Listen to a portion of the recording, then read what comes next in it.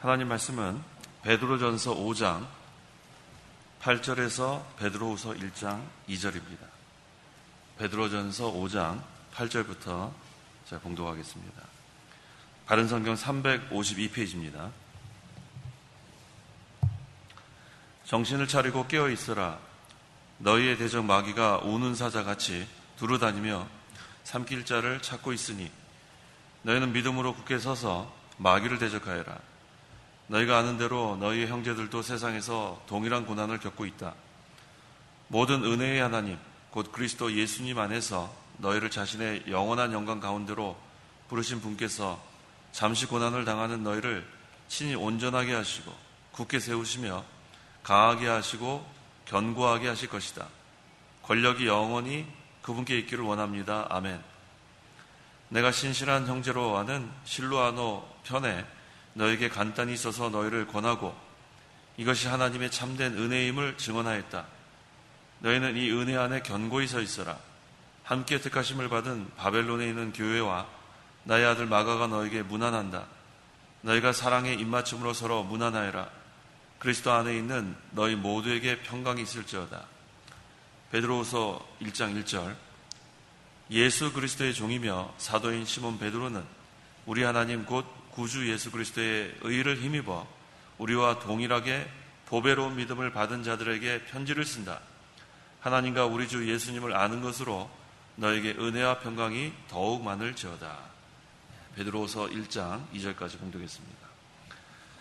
8절 상반절에 정신을 차리고 깨어 있어라 했습니다. 정신을 차리고 깨어 있어라. 또 9절 상반절에는 너희는 믿음으로 굳게 서서 마귀를 대적하여라. 너희는 믿음으로 굳게 서서 마귀를 대적하여라. 이 두 말씀을 근거로 해서 이 시간 증거의 말씀의 제목은 깨어 믿음에 굳게 서라. 깨어 믿음에 굳게 서라 라는 제목으로 말씀을 증거하겠습니다. 8절 정신을 차리고 깨어 있으라.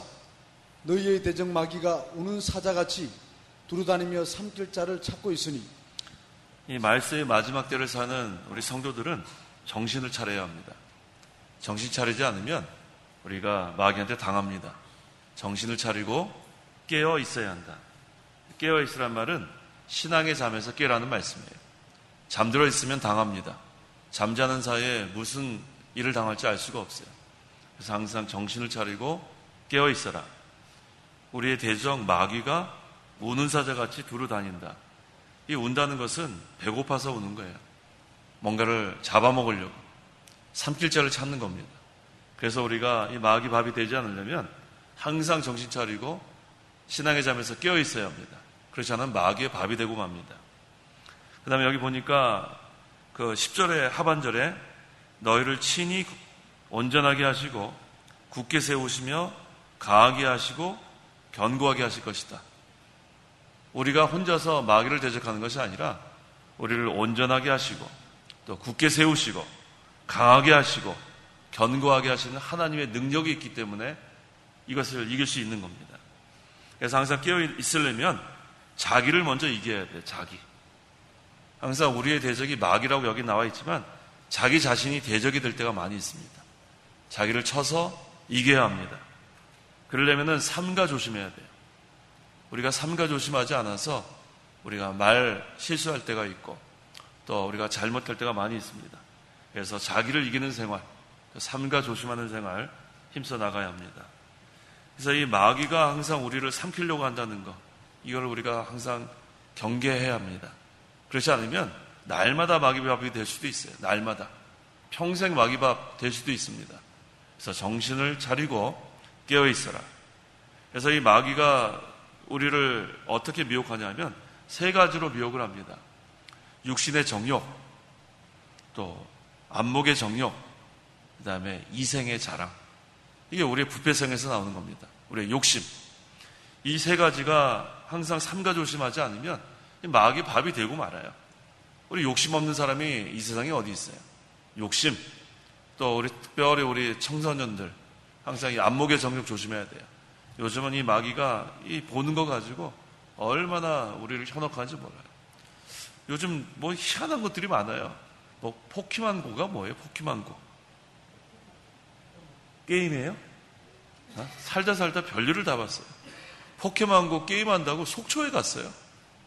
이게 저쪽 우리 미국에서 만들어진 거죠. 구글에서. 네. 미국에서 만든 게임이에요. 근데 이렇게 뭐 전화기 갖고 하는 거예요? 네, 전화기에다가 이렇게 다운을 받아가지고 거기서 뭐 포켓몬이라는 도깨비가 있어요. 도깨비죠. 괴물이죠. 포켓몬이 뭐예요? 얘기 좀 해봐요. 잘 몰라서 물어보는 거예요. 소리. 포켓몬이 뭐예요? 포켓몬. 괴물이죠. 네, 괴물이래요. 괴물을 잡겠다고 길거리 다니면서 이러고 다녀요. 그래가지고 일본에서도 이러고 다니다가 교통사고 뭐 30 몇 건이 났대요.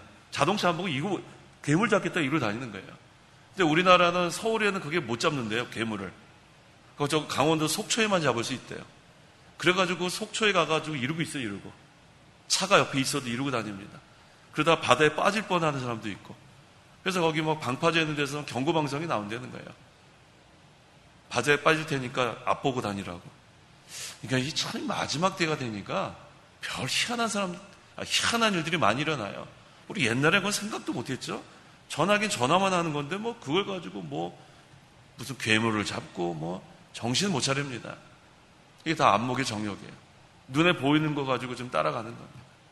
그러다가 교통사고 나서 죽을 수도 있고 바다에 빠질 수도 있고. 그 배우는 마귀가 조종하는 거예요. 마귀가.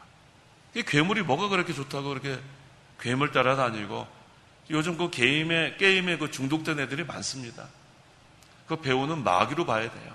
얼마나 지금 이 정신을 혼미케 하는지 모릅니다.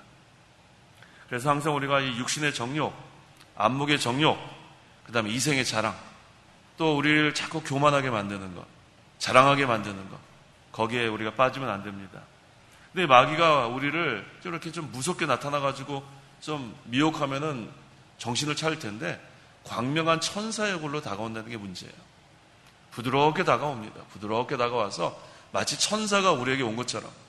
그래서 우리가 정신 차리지 않으면 이 말세의 마지막 때에 이 마귀의 마귀의 종로를 할 수밖에 없습니다. 9절. 너희는 믿음으로 굳게 서서 마귀를 대적하여라.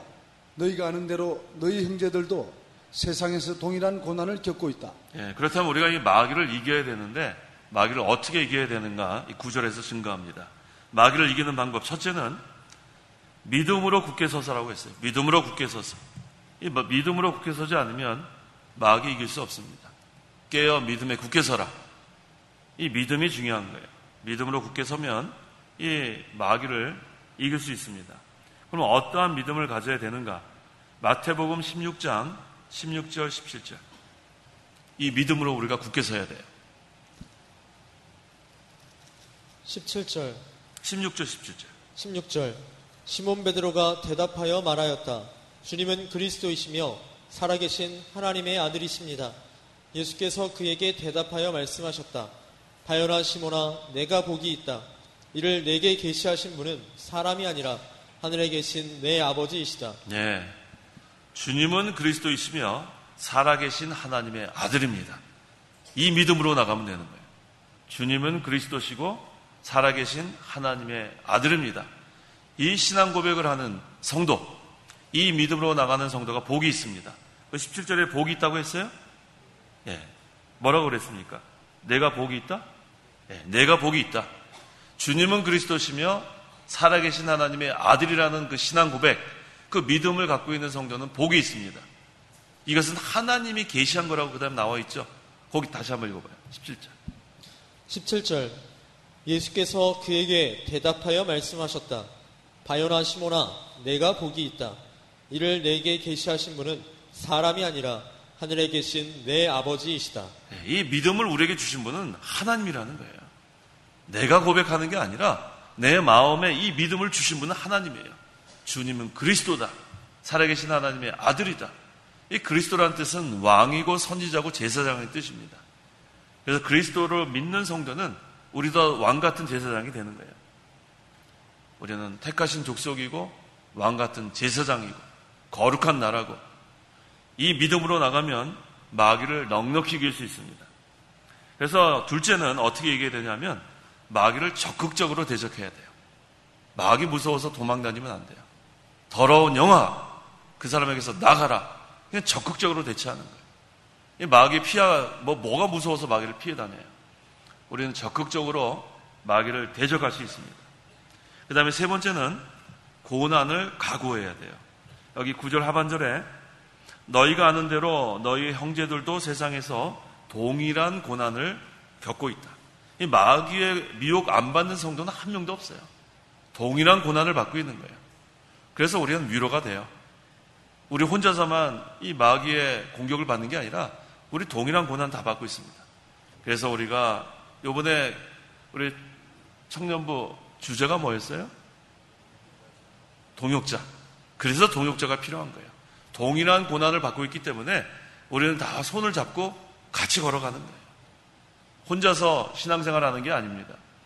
자기의 구원을 혼자서 이루어가는 면도 있지만 또 우리는 동역자로서 함께 또 나아가는 면이 중요한 겁니다.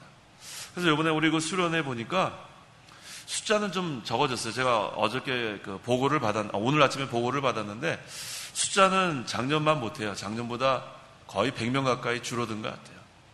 참 안타까운 현실입니다. 그런데 분위기는 더 좋아졌어요. 이상하죠?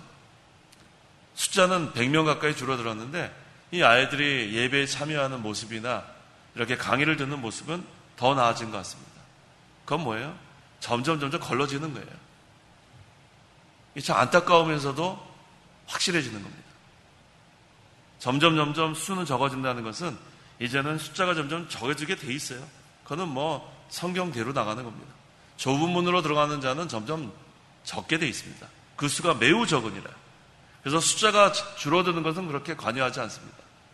하지만 그 온 애들을 정의 부대로 만드는 게 초점을 맞추는 거예요. 정의 부대. 그게 중요한 거예요. 기도원에 몇 명의 용사예요? 300명의 용사. 그거 처음에 3,000명, 1,000명, 다 10,000명인가요? 다 돌아갔어요. 몇 명 남았어요? 300명 남았습니다. 그건 정예 부대예요.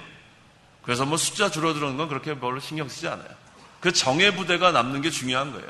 다 돌아가도 상관없어요. 정예 부대가 결국은 하나님의 일을 끝까지 감당해 나가는 겁니다. 그래서 이번에 제가 일부러 중등부에 가서 좀 보고 또 우리 고등부에 가서 보고 또 청년부도 보고 근데 우리 보니까 정예 부대가 온 것 같아요. 그 아이들이 표정이 참 밝습니다. 참 밝아요. 이번에 보니까 아주 우리 고생 많이 하셨어요.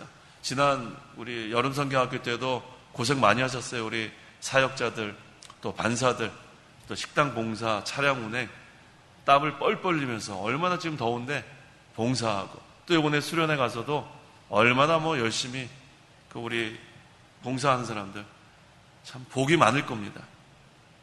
교회에서 그거 우리가 드리는 거 없잖아요. 하늘의 복이 다 우리에게 쌓여지는 거예요. 또 보니까 이번에 우리 반사들하고 다 이렇게 맡으시는 분들 보니까 기쁨으로 해요. 기쁨으로. 표정만 봐도 알아요. 그 아이들을 사랑하고 정말로 얼마나 그게 희생이에요. 지금 얼마나 바쁜데 거기에 다 휴가 내고 와가지고 얼마나 고생 많이 했습니다.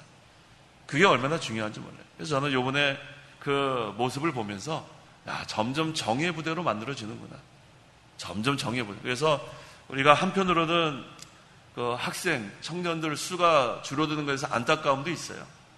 하지만 한편으로는 그 나오는 아이들을 정예 부대로 만든다는 거기에 또 우리가 포커스를 맞추면 됩니다. 항상 우리 희망적으로 가야 돼요. 희망적으로. 또 오늘 우리 창안교회 우리도 청년들 아까 5시 반에 왔죠. 5시 반인가 도착했어요. 뭐 하다 왔는지 아시죠? 남아가지고 그거 청소하고 그거 텐트 다 철거하고 나머지까지가 얼마나 참 너무너무 우리 참 자랑스럽고 참 아주 칭찬해주고 싶은 그런 청년들. 와가지고 우리 회장이 전화가 왔어요. 그래서 저녁 좀 맛있는 것 좀 먹어라. 하여튼간 나중에 영수증 갖고 오고 맛있는 거 먹으라 그랬더니 얘네들이 또 마음이 또 마음대로 못 먹어요. 뭐 먹었냐 그랬더니 짜장면 시켜 먹었대. 좀 맛있는 거 탕수육도 좀 먹고 그랬으면 좋겠는데 또 이렇게 참 착한 애들이 어디 있는지 모르겠어요. 자, 이 마지막 때에 우리가 이 믿음에 굳게 서야 되는데 혼자서도 자신의 구원을 잘 이루어나가고 동역자로서 또 함께 우리가 영적 성전 잘 건축해 나가야겠습니다. 10절. 10절 모든 은혜의 하나님 곧 그리스도 예수님 안에서 너희를 자신의 영원한 영광 가운데로 부르신 분께서 잠시 고난을 당하는 너희를 친히 온전하게 하시고 굳게 세우시며 강하게 하시고 견고하게 하실 것이다. 예, 믿음도 하나님께서 우리에게 선물로 주셨고 그 다음에 또 하나님이 친히 우리를 도와주십니다. 예, 친이란 말이 나와요. 친히? 어디 나오나요? 예, 너희를 친히 온전하게 하시고 하나님이 그냥 천사를 보내서 좀 도와줘라 그럴 때인데 하나님께서 친히 온전하게 하시고 친히 굳게 세우시고 친히 강하게 하시고 친히 견고하게 하실 것이다. 거기에 해당되는 거예요. 친이란 말이. 온전하게만 걸리는 게 아니라 뒤에 것도 다 하나님께서 친히 우리를 도와주시는 거예요. 하나님이 직접 나서는 거예요. 어떤 자들? 믿음으로 나가는 자들. 깨어 믿음에 굳게 서는 자들은 하나님께서 친히 우리와 함께 하신다고 했습니다.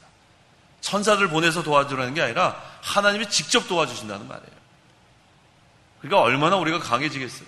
하나님이 우리와 함께 하시는데 뭘 우리가 마귀 두려워할 게 하나도 없죠. 어떤 하나님이라고 했냐면 모든 은혜의 하나님, 은혜의 근원이 하나님입니다. 은혜를 하나님께서 베풀어 주시는데 모든 것이 다 하나님의 은혜로 되는 거예요. 그래서 우리에게 때로는 불같은 시험도 은혜로 주시는 거예요. 우리를 연단하기 위해서. 또 우리에게 고난도 은혜로 주시는 거예요. 환난도 은혜로 주시는 거예요. 빌립보서 1장 29절. 고난을 우리에게 은혜로 주신다고 했습니다. 빌립보서 1장 29절. 29절 그리스도를 위하여 너희에게 은혜를 주신 것은 다만 그리스도를 믿을 뿐만 아니라 그분을 위하여 고난도 받게 하려는 것이다. 그분을 위하여 고난도 받게 하려는 것이다. 그 위에 은혜를 주셨다고 하지 않았어요? 믿음도 은혜를 주셨지만 고난도 우리에게 은혜를 주신 거예요. 그래서 고난 받을 때마다 감사하면 되는 거예요. 야, 하나님의 은혜다. 다른 사람도 아니고 나에게 이런 환난을 또 주셨구나. 또 나에게 또 이런 고난을 주셨구나. 나에게 불같은 시험을 또 주셨구나. 또 하나님께서 나를 또 얼마나 이 부족한 거 강하게 만드시려고, 또 얼마나 또 연단해가지고 또 신앙 인격을 만들어 주시려고 하나님이 친히 우리에게 주시는 줄 알고 거기에 낙심하지 마십시오.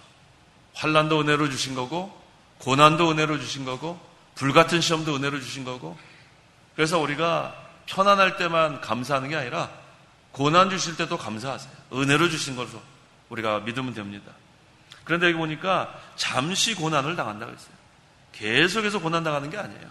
잠시 고난 당하고 그 영광은 훨씬 큰 겁니다. 잠시 고난 당하는 거예요. 그래서 항상 정한 때가 있습니다. 무한정 우리에게 고난 주시는 게 아니에요. 무한정 환난만 주시는 게 아니에요. 하나님께서 그 정하신 때가 되면, 그래서 우리 10일 환난이라고 하지 않았어요? 열흘 동안만 주신다고 하지 않았어요? 정해진 그런 기간이 있습니다. 그걸 잘 우리가 통과하면 그 다음에 훨씬 더 만들어지는 거예요. 얼마나 감사한지 모릅니다. 여기서 오늘 이 10절에 이 단어가 참 은혜가 돼요. 친히 온전하게 하시고, 하나님 직접 나서시는 거예요. 친히 굳게 하시고, 굳게 세우고, 친히 강하게 하시고, 친히 견고하게 하시고. 하나님이 직접 나서면은 감당할 대적이 없어요. 하나님이 만능의 하나님인데 누가 대적하겠어요?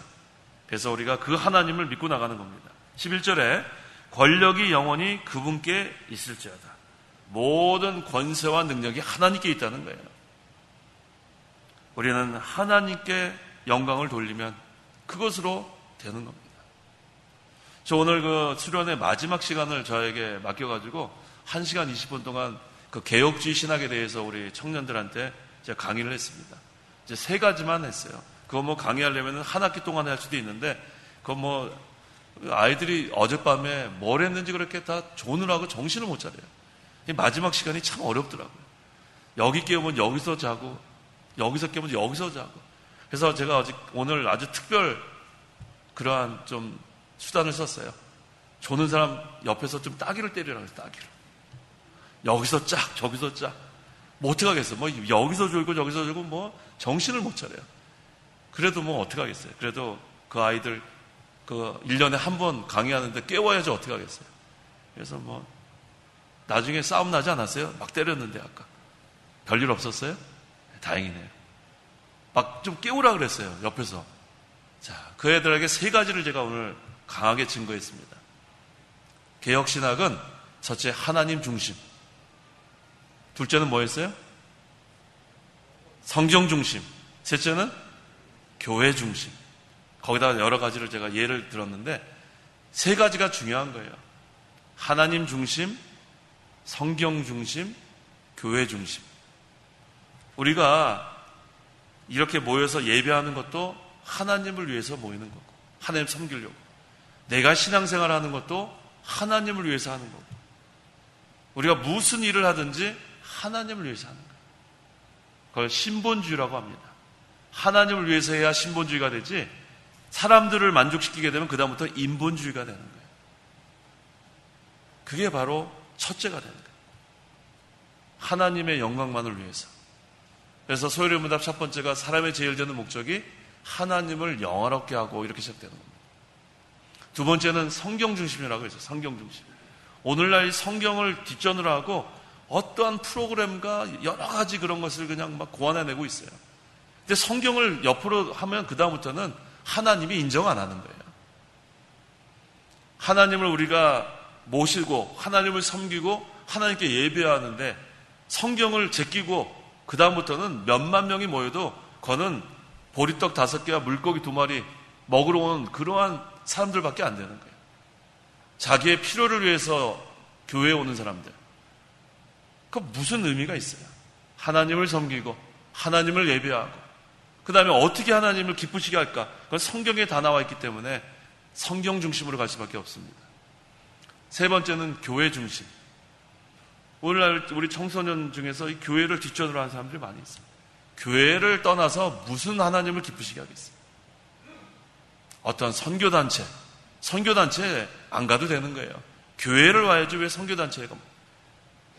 교회 생활 하면서 때로는 선교단체에 가입해서 뭐 단기 선교도 갈 수 있고 뭐 여러 가지 일을 할 수 있죠. 근데 교회를 제끼고 무조건 그러한 모임에만 간다. 그거는 있을 수 없는 일입니다. 이 세 가지가 중요한 거예요. 하나님 중심, 그 다음에 성경 중심, 그 다음에는 교회 중심. 그 교회 중심에서 가장 핵심은 예배 중심. 그래서 제가 늘 우리 교회에서 강조한 것처럼 그 청년들에게도 예배를 목숨처럼 여기라고 오늘도 강조했어요. 오늘 마지막 때 예배, 공예배 참여하지 않으면은 그거 보니까 대부분이 청년부 예배만 참석하는 사람들이 많이 있더라고요. 청년부 예배만 참석해서 되겠어요? 11시 예배도 참석하고 2시 예배도 참석하고 그 다음에 청년부 예배도 참석하고 그래야 주일을 온전히 우리가 성수할 수 있는 거라고 오늘 강조를 많이 했습니다. 그래서 우리가 모든 영광은 하나님께 돌리는 거예요. 권력이 하나님께 있다. 권세와 능력이 하나님께 있기 때문에 모든 영광을 하나님께 돌리면 그분 하나님께서 우리를 기뻐 받으시는 거예요. 예배는 제가 늘 강조하지만 축제가 아니에요. 예배는 축제가 아닙니다. 예배는 하나님께 우리가 드리는 거예요. 하나님이 받으시는 거예요. 그런데 이 예배를 축제로 자꾸만 바뀌는 것, 그거는 성경적이지 않습니다. 항상 하나님이 기뻐 받으시는 그러한 예배, 신령과 진정으로 하는 예배, 그것이 성경적인 그런 예배입니다. 12절 내가 신실한 형제로 아는 실루아노 편에 너희에게 간단히 서서 너희를 권하고 이것이 하나님의 참된 은혜임을 증언하였다. 너희는 이 은혜 안에 견고히 서 있으라. 이 실루아는 우리가 잘 아는 신라가 실루아나라고 또 이렇게 얘기하기도 합니다. 자, 이것이 하나님의 참된 은혜임을 증언하였다. 자, 이 신라와 또 이 베드로 고난 많이 당했어요. 근데 그 고난이 바로 하나님의 무슨 은혜예요? 참된 은혜라 그래서 참된 은혜. 고난 당하는 것이 참된 은혜인 줄 깨닫는 성도가 복 있는 사람이에요. 고난 당할 때 이것이 하나님의 참된 은혜로 받아들이는 성도가 믿음 있는 성도예요. 그 고난 당할 때 보면은 진짜로 믿는 사람인지 드러납니다. 평안할 때는 우리가 다 감사할 수 있고 편안할 때는 우리가 뭐 얼마나 찬송할 수 있고, 근데 고난 당할 때가 과연 하나님을 찾는가? 고난 당할 때 하나님을 의지하는가? 거기에 믿음이 우리가 알 수 있는 거예요. 야고보서 한번 보세요. 야고보서. 베드로서 바로 앞에 야고보서 5장 13절. 13절. 너희 가운데 고난당하는 자가 있으면 기도하고 즐거워하는 자가 있으면 찬송하리라. 즐거워하는 자는 찬송하게 돼 있어요. 근데 고난당할 때 뭐 해야 돼요? 고난당하는 자는 기도하라고 했어요. 그래서 고난당할 때 기도하는 성도가 믿음 있는 성도예요. 고난당할 때 기도는 하지 않고 이거 큰일 났다. 이거 큰일 났다. 제가 아는 큰일은 인생에서 몇 번 없을 것 같아요. 큰일. 뭐가 큰일일까요? 전쟁 나는 건 큰일인 것 같아요. 전쟁 나면 큰일 나죠. 전쟁 나면 큰일 나고. 또 죽을 뻔하는 건 큰일 나죠. 그건 몇 개 없어요. 근데 우리는 틈만 있으면 큰일 났다는 거예요. 큰일 났다. 큰일은 몇 개 없습니다. 우리가 고난당하는 건 큰일이 아니에요. 고난당할 때는 기도하는 시간이에요. 기도하는 시간. 우리가 평상시 기도 많이 못하잖아요. 고난당할 때 기도 많이 할 수 있습니다. 고난당하면 왜 이렇게 하나님이 그리워지는지, 평상시 그렇게 하나님 떠나 있다가 고난이 닥치면 그때는 하나님 만나고 싶은 거예요. 그러니까 얼마나 그게 은혜 생활이 될 수 있습니까? 고난당할 때는 기도하십시오. 그게 믿음 있는 성도입니다. 그 다음에 너희는 이 은혜 안에 견고히 서 있어라. 자, 고난당할 때 그 은혜 안에 견고히 서 있는 시간이에요. 그래서 고난당하는 시간은 은혜 생활하는 시간이에요. 평상시 우리가 은혜 생활 잘 못하다가 고난을 만나게 되면 그 다음에는 은혜 생활로 바뀌는 거예요. 누구를 찾기 때문에? 누구를 찾습니까? 하나님 찾는 거예요. 하나님이 그때 만나주지 않겠어요? 그래서 고난당하는 시간이 은혜 생활인 줄 알고 고난당할 때 기뻐하세요.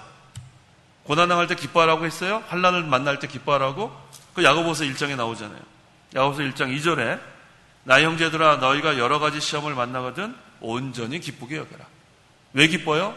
고난당하는 시간이 참된 은혜의 시간입니다.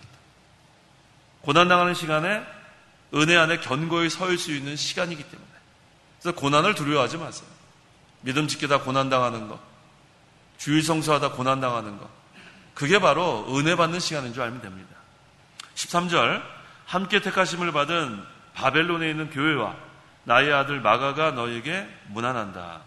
자, 이건 이제 바벨론에 있는 교회라고 한 거에 대해서는 이게 좀 의견이 다릅니다.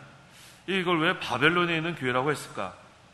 실제로 바벨론에 있는 성도 문안했을 수도 있어요. 이게 첫 번째 그러한 신학자들이 주장하는 것. 실제로 바벨론이라 할 수 있고, 두 번째는 로마에 있는 교회를 바벨론에 있는 교회라고 이렇게 했다고 또 주장하는 신학자도 있어요. 왜냐하면 이 바벨론은 아주 강한 나라였는데 바벨론 무너지고 그 다음에 로마가 그 당시에 강한 나라이기 때문에 그냥 은유적으로 이 강한 나라라는 그런 의미로서 이 로마에 있는 교회를 바벨론에 있는 교회라 표현했다. 뭐 이렇게 주장하는 그런 신학자도 있습니다. 그건 뭐 중요하지 않아요. 로마든 바벨론이든 중요한 것은 항상 우리가 함께 택하심을 받은 그 앞에 게 중요한 거예요. 이 교회는 부르심을 받은 자들의 모임이에요. 중요한 것은 모임이라는 거예요. 모임.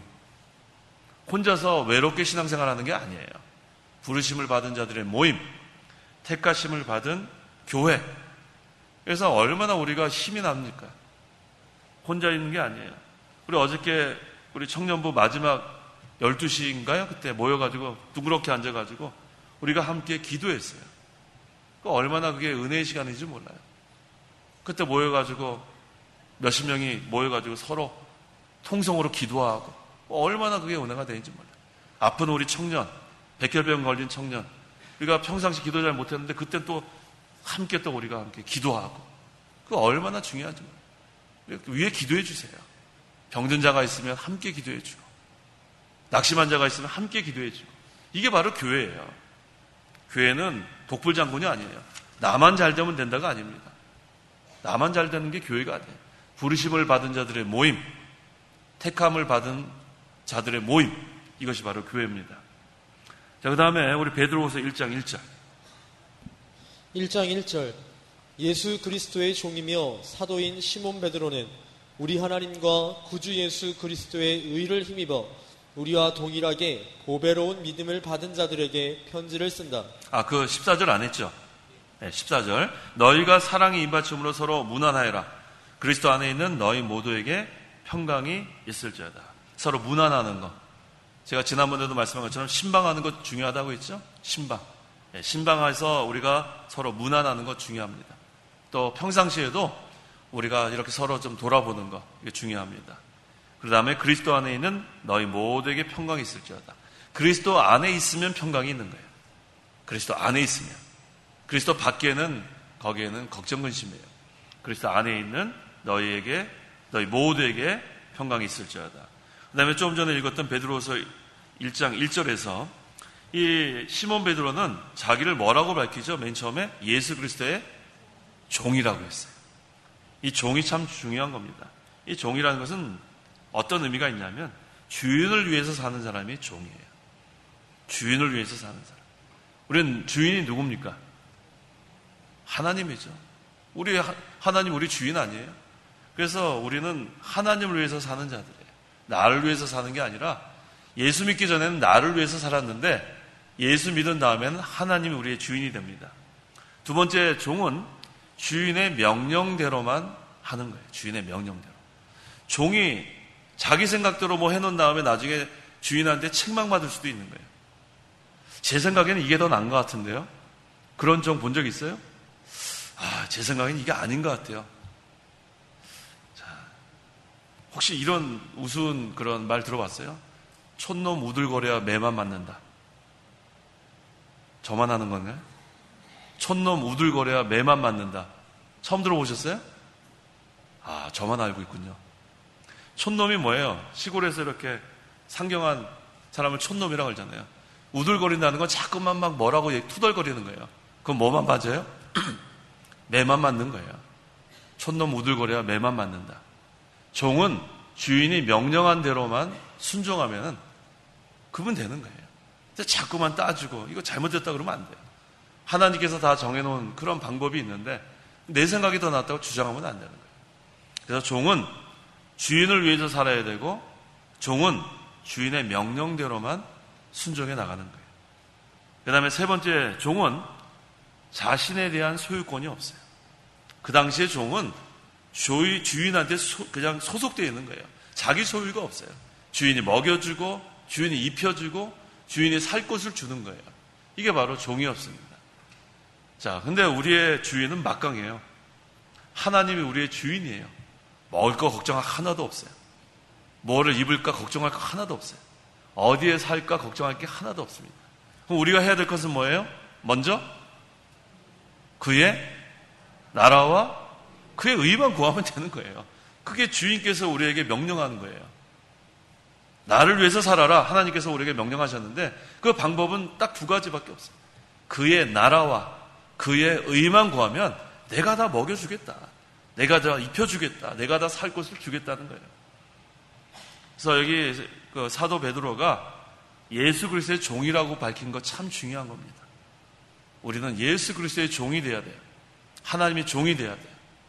주인만 위해서 살아야 되고 주인의 명령대로만 살아야 되고 우리의 소유가 없어요. 다 주인의 것인 줄 알아야 돼요. 그 주인이 바로 우리 하나님이라는 거. 이게 중요한 겁니다. 그 다음에 그리스도의 종이며 사도라고 했죠. 우리가 잘 아는 대로 사도는 예수님께서 직접 보낸 자, 사도. 그래서 분명히 이 베드로서에 이렇게 자기의 어떤 신분을 밝히냐 하면 이 베드로서가 논쟁이 있었던 그러한 서신이에요. 우리 신약성경이 이세기경에 결정될 무렵에 확실하게 영감을 받은 그러한 성경으로 인정된 그러한 서신이 있었고 또 베드로서 같은 경우는 조금 이것을 넣어야 되나 말아야 되나 그러한 것이 좀 있었습니다. 하지만 베드로는 분명히 자기의 신분을 밝히는 거예요. 예수 그리스도의 종이고 또 사도인 시몬 베드로가 이 편지를 썼기 때문에 확실하다. 그걸 여기서 분명히 밝힙니다.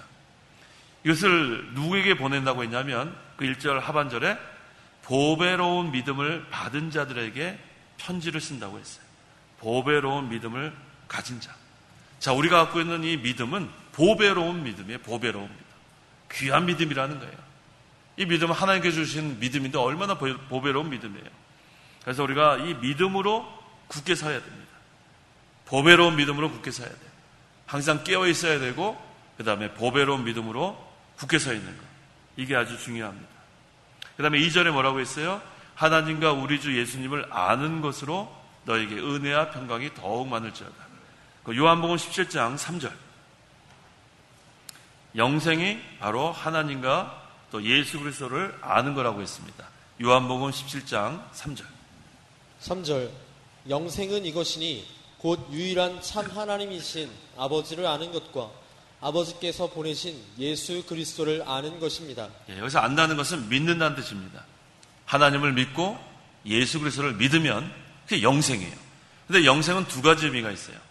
첫째는 영원한 생명, 영원히 사는 게 영생입니다. 그건 이제 우리가 하늘나라 가서 영원히 사는 게 영생이에요. 두 번째는 영적 생명이 계속해서 살아가는 게 또 영생이에요. 이 세상에서. 우리는 이 세상 떠나서 영원히 사는 것도 영생이지만 영원한 생명 얻었어요. 이 세상에서도 생명 있는 신앙생활을 해나가야 됩니다. 영적 생명이 살아나가는 생활. 그래서 우리 그냥 겉모습만 그냥 번지르르한 거 그거 아무 의미 없어요. 속에 있는 영적 생명이 살아나가야 돼요. 그래서 항상 우리가 겉모습만 번지르르한 거 중요한 거 아닙니다. 우리의 생명 있는 믿음, 그 믿음으로 살아나가는 것. 이게 하나님께서 기뻐하시는 거예요. 그래서 예수 그리스도를 우리가 아까 뭐라고 시몬 베드로가 고백했어요? 아까 주님은 그리스도시고 살아계신 하나님의 아들. 그것을 믿는 자는 아주 막강한 성도가 되는 거예요. 복 있는 성도라고 그랬죠, 아까. 내가 복이 있다. 우리가 그것을 고백하는 것, 이게 얼마나 감사한지 몰라요. 근데 그것은 하나님이 주신 선물이에요. 아까 하나님께서 계시하신 거라 그랬죠. 계시하신 거. 하나님이 우리에게 주신 거예요. 내가 고백할 수 없어요. 그런데 우리는 주님은 그리스도고 살아계신 하나님의 아들이다. 그것은 하나님으로 믿는 거예요. 그래서 우리가 이 믿음으로 나가면 여기 뭐라고 했어요? 은혜와 평강이 더욱 많을지어다. 이 두 가지가 있으면 우리는 만족하면 돼요. 하나님이 주시는 은혜, 하나님이 주시는 평강. 이 평강은 어떤 평강이에요? 요한복음 14장 27절. 다 한번 찾아보세요. 같이 한번 읽고 마치겠습니다. 요한복음 14장 27절. 세상의 평강이라고 그랬어요? 세상 거와 다르다 그랬어요. 요한복음 14장 27절. 같이 읽어보겠습니다. 내가 너희에게 평안을 남겨주니 내 평안을 너희에게 준다. 내가 너희에게 주는 평안은 세상이 주는 것과 같지 않으니 너희는 마음에 근심하지도 말고 두려워하지도 말라. 다 믿으세요? 저는 이거 믿어요. 그러니까 근심이 안 되더라고요. 두려운 것도 없어요. 예수님이 주신 평강이 내 심령에 임했는데 뭘 근심할 게 뭐가 있어요? 근심할 필요 없습니다. 큰일은 몇 개 없어요. 편안히 신앙생활 하세요. 편안히. 고난이 와도 하나님이 은혜로 주신 것으로 믿고, 환난이 와도 은혜로 주신 것으로 믿고, 불같은 시험이 와도 은혜로 주시는 것으로 믿고. 근데 무슨 근심할 게 뭐가 있어요? 아무 근심할 게 없어요. 마귀가 우리의 대적인데 마귀가 하나님이 우리에게 아까 친히 우리를 강하게 해주시고 견고하게 해주시고 세워주시고 온전하게 해주시고 걱정할 게 뭐가 있어요? 하나님이 직접 우리와 함께 하시는데. 그래서 이 말세의 마지막 때를 사는 우리들은 깨어 믿음에 굳게 서요. 이 믿음으로 나가는 거예요. 주님은 그리스도시요 살아계신 하나님의 아들입니다. 하나님이 친히 나를 도와주십니다. 이 믿음으로 나가면은 두려워할 것도 없고 근심할 것도 없고 우리 심령에는 은혜와 평강이 더욱 많아지는 겁니다. 기도하십시오. 기도하겠습니다. 하나님 아버지 감사합니다.